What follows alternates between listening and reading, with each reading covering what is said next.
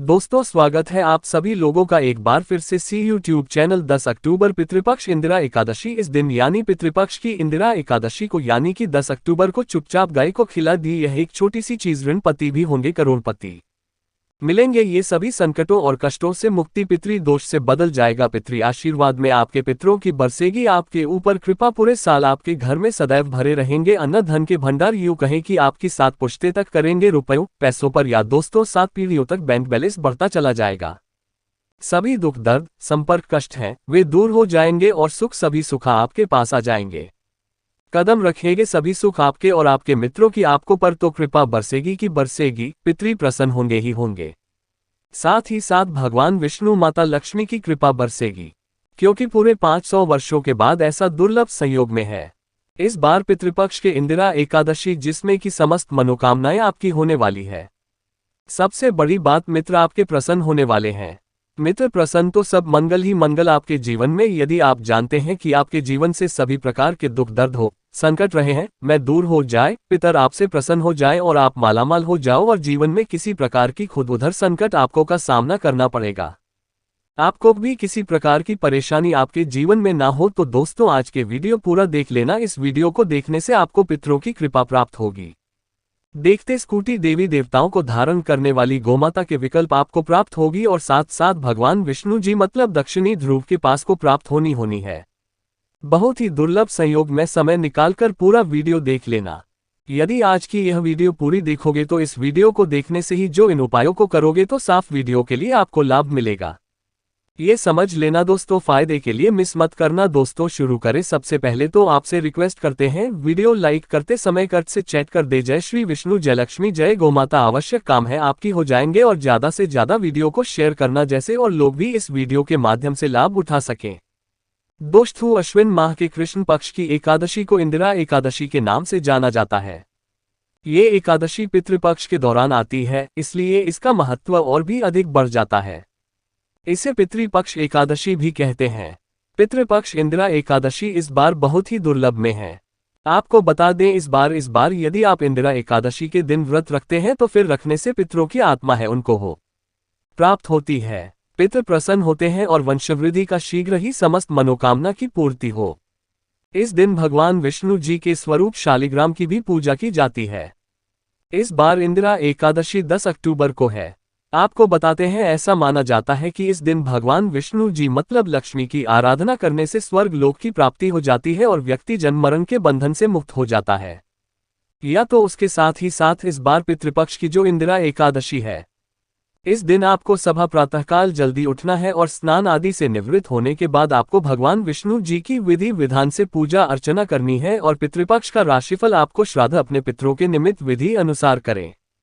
पितरों के निमित्त आपको अन्न धन वस्त्र जो भी बने दान धर्म के कारण पितरों के निमित्त सबके साथ ब्राह्मण को भोजन कराएं और इसके बाद गाय को कुएं को और कुत्ते को भोजन अवश्य कराएं और आपको बता दें और इसके बाद आपको भगवान विष्णु जी माता लक्ष्मी और पितरों के निमित्त अपने स्मरण करते हुए मनोकामना मांग रही है। या तो उसको ऐसा करने से ही आपके समस्त कष्टों को दूर करेंगे। आपके पिता भगवान विष्णु जी तो प्रसन्न होंगे ही होंगे तो आपके साथ पितृ भी प्रसन्न हो जाएंगे। शत्रु के निमित्त श्राद्ध क्रम विभिन्न अनुष्ठान आवश्यक नहीं है। जब दोस्त ऐसा करने से आपकी समस्त मनोकामनाएं पूर्ण होंगी और आपके जीवन में आपको अपार धन सुख संपत्ति की प्राप्ति होगी। या दोस्तों बात कर लेते हैं गाय से जुड़ी कौन कौन से उपाय आपको 10 अक्टूबर यानी कि पितृपक्ष की इंदिरा एकादशी को करनी है।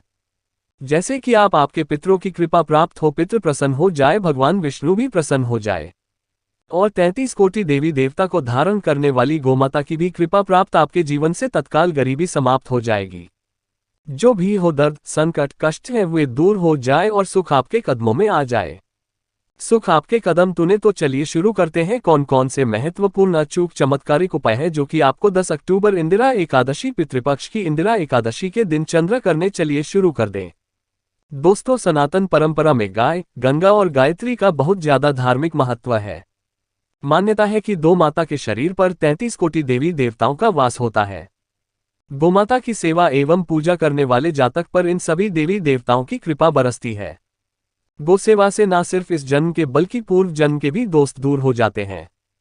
प्रत्येक सुबह जब आपके घर में भोजन बनना प्रारंभ हो तो सबसे पहले बनाई गई रोटी को आप गोमाता के नाम से निकाल दें और भोजन करने से पूर्व गोमाता को इस रोटी को खिलाएं। यदि संभव हो तो काली गाय को खिलाएं। यदि काली गाय न मिले तो सफेद गाय को भी आप खिला सकते हैं। प्रत्येक पूजा और मांगलिक कार्य में दो माता या उनसे जुड़ी चीजें जैसे गाय का गोबर, बहुत्र गाय का दूध अथवा गाय के दूध से बना घी अवश्य शामिल करें। इससे आपको उन्हें फलों की प्राप्ति होगी। सनातन परंपरा के अनुसार जिससे घर में गाय होती है उस घर से जुड़े सभी वास्तु दोष स्वतः ही समाप्त हो जाते हैं। किसी भी पूजा में गाय से प्राप्त पंचगव्य युक्त पदार्थ का उपयोग अवश्य शामिल करें, क्योंकि पंचगव्य के बिना कोई भी पूजा पाठ और हवन सफल नहीं होता। या तो वो कृपा पाने के लिए प्रतिदिन अथवा महीने में परिवार सहित एक बार 2 साल जाने का नियम जरूर बनाएं और वहां गायों को हरा चारा जरूर खिलाएं। इससे आपको की प्राप्ति होगी और साथ ही साथ गौ सेवा और गोपूजा से 9 दिन शांत हो जाते हैं और इनसे जुड़े 200 का निदान हो जाता है। गर्मियों में गोमाता को पानी पिलाएं और सर्दी में गोमाता को गुड़ अवश्य खिलाएं। ध्यान रखें कि गर्मियों में गाय को गुड़ ना खिलाएं। अनेक देवी देवताओं को अपने शरीर पर धारण करने वाली गोमाता से जुड़े 150 और अशोक संकेत भी होते हैं। मसलन गाय का दूध दूहते समय यदि गाय ठोकर मार दे और सारा दूध बिखर जाए तो अपशगुन होता है। यदि कोई यात्रा पर निकल रहा हो और गाय अपने बछड़े को दूध पिलाती सामने आ जाए तो निश्चित रूप से जिस यात्रा के लिए आप निकले हैं वह यात्रा आपके लिए अवश्य सफल होगी और वह काम जिसके लिए आप निकले हैं वह अवश्य ही पूर्ण होगा। यात्रा पर जाते समय बाईं ओर गाय की आवाज आना और रात्रि में गाय की हुंकार करना भी शुरू होता है। दोस्तों के साथ गाय के साथ आप भूलकर भी ये काम न करें, अन्यथा मिलता है घोर नरक और जीवन भर की परेशानियां। या दोस्तों, गाय को राष्ट्रीय पशु बनाए जाने और इन्हें मौलिक अधिकार दिए जाने की बात हो रही है तो सवाल उठता है कि गाय जब वो भारतीय संस्कृति का अहम हिस्सा है तब भी गाय के साथ लोग खराब व्यवहार कैसे कर लेते हैं। गाय दर दर भटकती रहती है, भरपेट इन्हें चारा तक लोग नहीं देते। गाय जब तक दूध देती रहती है तो उनकी सेवा होती है और जैसे ही दूध देना बंद कर देती है तो लोग इन्हें उनकी किस्मत पर छोड़ देते हैं, सड़कों पर और गलियों में भटकने के लिए। ऐसे में गोवंशी जीवों को कोई डंडे से मारता है तो कोई उन पर पानी डाल देता है। कभी वाहनों से इन्हें ठोकर लग जाती है तो कभी बीमार होकर बेचारी एक गाय दम तोड़ देती है।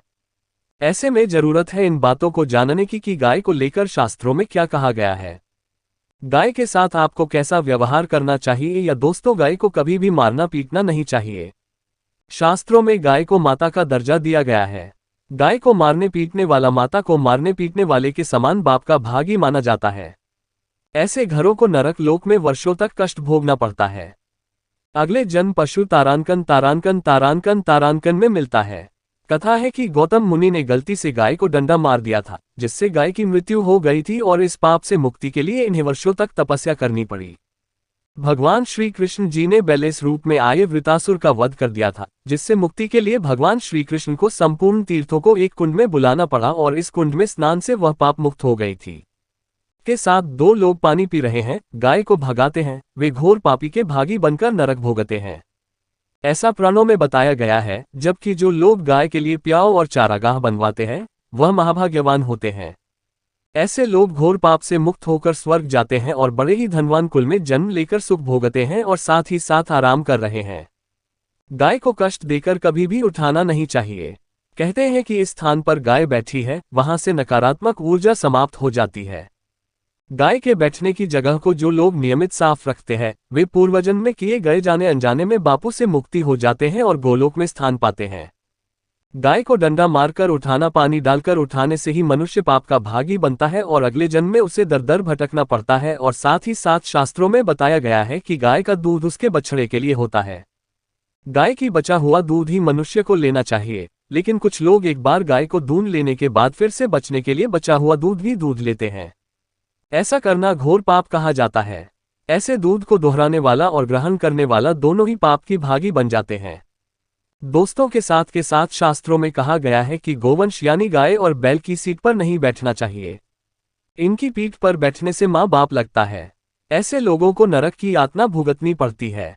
एकमात्र महादेव के अंश के उत्पन्न नंदी ही गोवंशी है, जिस पर स्वयं महादेव और महादेवी सवारी करती है, क्योंकि नंदी ने स्वयं अपनी इच्छा से महादेव की सवारी बनना स्वीकार किया था। और साथ ही साथ शास्त्रों में गाय के दान को बहुत ही महत्व दिया गया है। लेकिन ऐसी गाय का दान कभी नहीं करना चाहिए। तो बूढ़ी और बीमार हो। कठोपनिषद में नचिकेता की कथा भी इस संदर्भ में है कि जिस नचिकेता ने पिता द्वारा बूढ़ी गाय को दान करने पर आपत्ति जताई थी। दूध देने वाली और बछड़े सहित जो लोग गाय का दान करते हैं वह महान पुण्य को प्राप्त करके स्वर्ग में स्थान पाते हैं। दोस्तों, साथ ही साथ सूर्य, चंद्र, मंगल या शुक्र की युति राहु से हो पितृदोष होता है। ये भी मान्यता है कि सूर्य का संबंध पिता से, मंगल का संबंध रक्त से होने के कारण सूर्य यदि शनि, राहु या केतु के साथ स्थित हो या दृष्टि संबंधी हो तथा मंगल की युति राहु या केतु से हो तो पितृदोष होता है। इससे दोस्त से जीवन संघर्ष में बढ़ जाता है। यदि पितृदोष हो तो गाय को प्रतिदिन या किसी भी को या किसी पूर्णिमा के दिन या अमावस्या को रोटी, गुड़, चारा आदि खिलाने से पितृदोष से समाप्त हो जाता है। साथ ही साथ देसी गाय की पीठ पर जो खुद को बार होता है बृहस्पति गुरु है। अतः जन्मपत्री में यदि बृहस्पति अपनी राशि मकर में हो या अशुभ स्थिति में हो तो देसी गाय के इस 10 प्रतिभाग एवं शिवलिंग रूपी बल के दर्शन करने चाहिए तथा चने की दाल रखकर गाय को रोटी दें। इससे आपको सुख की प्राप्ति होगी। और साथ ही साथ यदि आप रास्ते में जा रहे हो और सामने से गौ माता आती हुई दिखाई दे तो गोमाता को आप अपनी दाहिनी ओर से जाने देना चाहिए। आपकी यात्रा अवश्य सफल होगी। और साथ ही साथ यह संकेत भी जाने यदि आप यात्रा पर जा रहे हैं और सामने आपके गाय पर जाए अथवा अपने बछड़े को दूध पिलाती हुई सामने गाय दिखाई दिया जाए तो समझ जाना कि वह यात्रा आपके लिए अवश्य ही सफल होगी। और साथ ही साथ जिस घर में गाय होती है उसमें वास्तु दोष स्वतः ही समाप्त हो जाता है। और साथ ही साथ आपको बता दें कि गाय को आप जो भी रोटी बनाए प्रतिदिन ताज़ी रोटी ही बनाएं। गाय को अगर आपने रोटी बनाई है तो कोशिश करें कि उस रोटी को आप तुरंत ही गाय को दे दें। अगर आप उस रोटी को रख देंगे और उस रोटी को अगले दिन देंगे तो रोटी बासी मानी जाएगी। गाय को कभी भी बासी रोटी ना दें। इससे घर में नकारात्मक ऊर्जा वास करती है और जो भी कार्य आपके बनने वाले होंगे वह कार्य भी आपके बिल्कुल भी नहीं बनेंगे। इससे आपके घर में हमेशा दरिद्रता का वास रहेगा और आप जिस भी कार्य को करेंगे उस कार्य में आपको हमेशा असफलता ही हाथ लगेंगी। इसलिए कोशिश करें गाय को रोजाना ताज़ी रोटी बनाकर खिलाएं। रोटी को बिल्कुल ना रखें, बासी रोटी गाय को ना दे। और साथ ही साथ सड़ी गली चीजें गाय को नहीं खिलानी चाहिए कि घर में कोई फल है, कोई सब्जी है, सड़ जाए तो लोग क्या करते हैं, गाय को खिला देते हैं। नहीं, ऐसा नहीं करना चाहिए। ऐसा करने से यदि आप गाय को खिलाते हैं तो और आपके बागी बन जाते हैं। आप बिल्कुल भी सड़ी गली चीजें गाय को ना